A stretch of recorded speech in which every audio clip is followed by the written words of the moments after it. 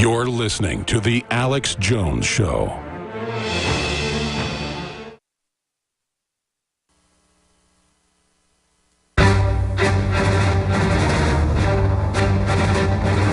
Big Brother, mainstream media, government cover-ups.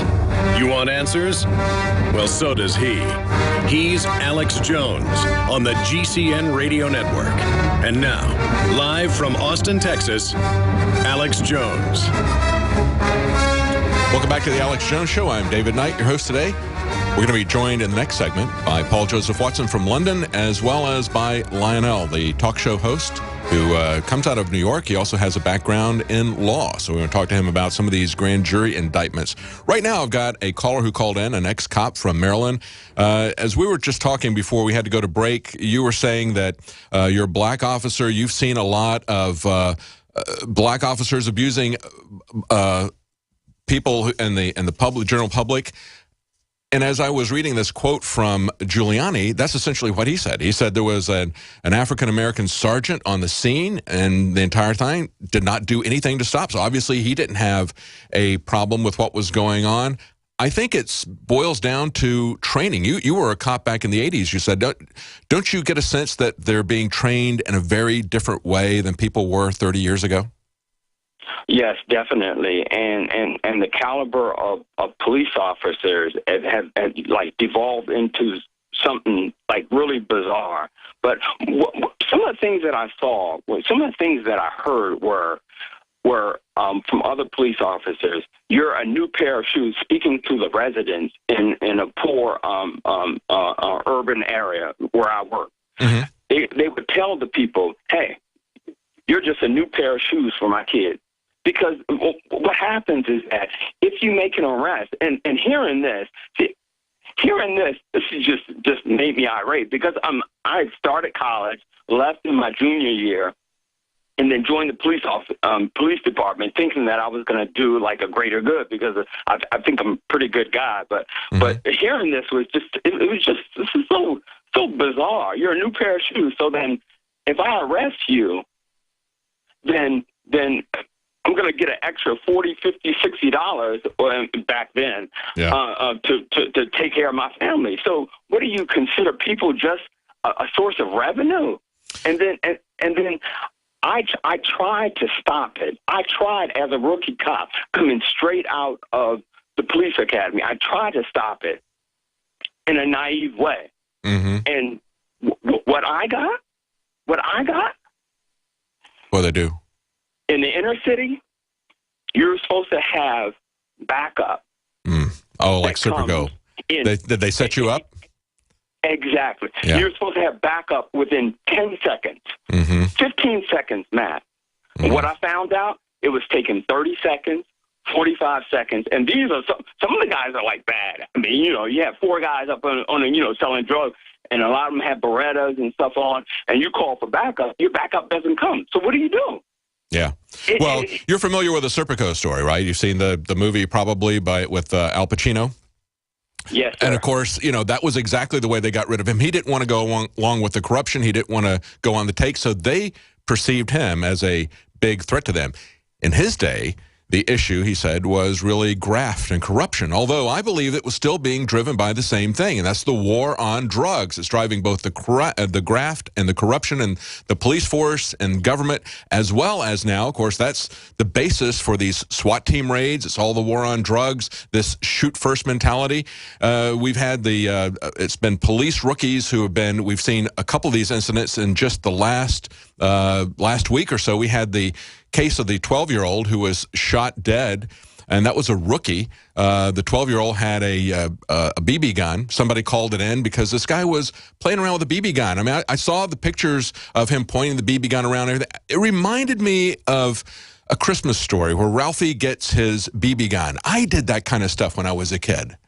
I had guns, toy guns, that I was shooting at imaginary villains with. I didn't expect and shouldn't have been shot dead by the cops. And in this particular case, there's video that exists. You see the cop car pull up and the rookie jumps out. And within 1 second, he shot that kid dead. And that kid wasn't pointing a gun at him, wasn't any threat to him, and it was a toy gun. Thank you so much for calling us. We're going to be right back. We're going to have Paul Joseph Watson, and we're going to have Lionel, the talk show host in New York, as well as a former lawyer. We're going to talk to him about what's going on. Stay with us. The government's Department of Homeland Security is buying up loads of ammo. At the same time, they're restricting civilians' rights to own and purchase firearms. Can you put 2 and 2 together? Infidel Body Armor can stop every round, including hollow points and .308 sniper rounds. Is reasonably priced and fully legal. But for how long? Go to InfidelBodyArmor.com, spelled INFIDEL bodyarmor.com. Infidel Body Armor. Just won't quit. The average person's life is filled with unexpected challenges. Unlock the energy it takes to defeat these daily beasts with Super Male or Super Female Vitality, specifically designed to assist the body in regulating proper hormone balance to create superior vitality in males and females. Supercharge and conquer your world at InfoWarsLife.com or call 1-888-253-3139. Aging starts at the cellular level. When cells become toxic, they die early and aging sets in. In the past decade, we have witnessed unparalleled scientific discoveries. During that period, key patented compounds have focused on mitochondrial growth, nerve growth, and rejuvenation. But no one has put together a formula that focuses directly on brain health, nerve growth factors, and optimizing your cellular energy at the same time. We now have the synergistic solution, DNA Force, just one of the key compounds. BioPQQ is backed by major clinical studies and over 175 PubMed-listed published studies. You want the best that's out there at the lowest price anywhere? The ultimate value, cutting-edge, trailblazing game changer that also supports the InfoWar. Secure your DNA Force today at InfoWarsLife.com or call toll-free 888-253-3139. DNA Force from InfoWars Life. This December marks 20 years that I've been on the air. Kicking off on Cyber Monday and throughout the entire week, we're offering the biggest sales in the history of Infowars.com, celebrating my 20 years on air. And we do it by bringing our listeners the very best high-quality products. Free shipping store-wide on Pro Gun, Made in America t-shirts. High-quality water filtration systems. But not just free shipping. 30% off Super Male Vitality. 20% off all colloidal silver. Buy 4, get 1 free. With your purchase of 1 bottle of DNA Force, you get 2 free bottles of Survival Shield Nascent Iodine, absolutely free, a $60 value. We're also offering 50% off a year membership at PrisonPlanet.tv and upping the number of people that can use each membership to 20. 20 years on air, and InfoWars is celebrating it with the biggest sale we've ever had. InfoWarsStore.com or 888-253-3139. He's the T-Rex of political talk. Alex Jones on the GCN Radio Network.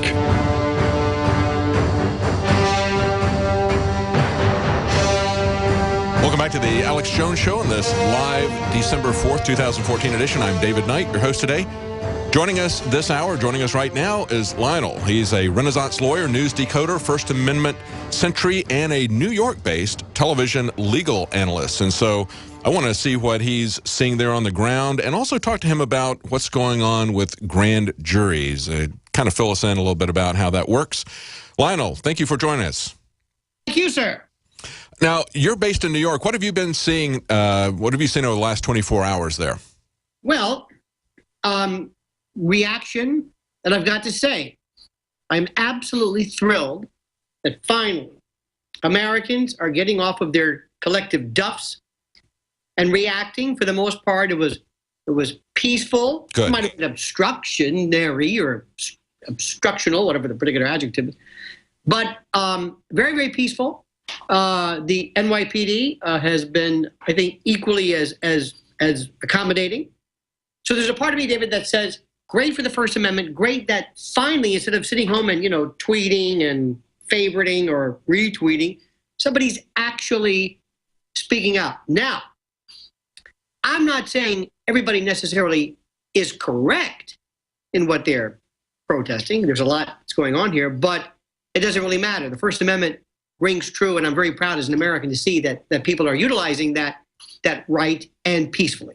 That's good. And so you're not seeing the New York police essentially getting kind of provocative in the way they interact with the crowds like they did in Ferguson, kind of getting in their face, drawing a line, don't get here, stand over there. Now you can't stand over there. We've seen that happen so many times in so many different cities. We saw it happen in Dallas with the JFK commemoration. We saw it happen in Ferguson. That's not happening in New York? No, I'm not. Well, it may be happening, but it's not being reported. Okay, all right. It's a city of 8 million people, a lot of areas, and so there very well may be, but from what I'm hearing and what I'm seeing, they have been most professional, as they normally are. I mean, let me just stop right there.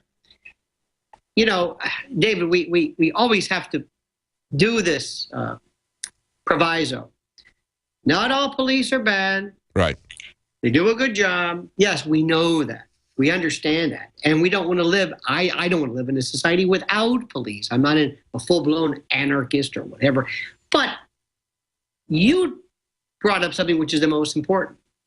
You know, David, in my humble opinion, I don't mean to interrupt, but just so that you know my point of view. The issue is not race.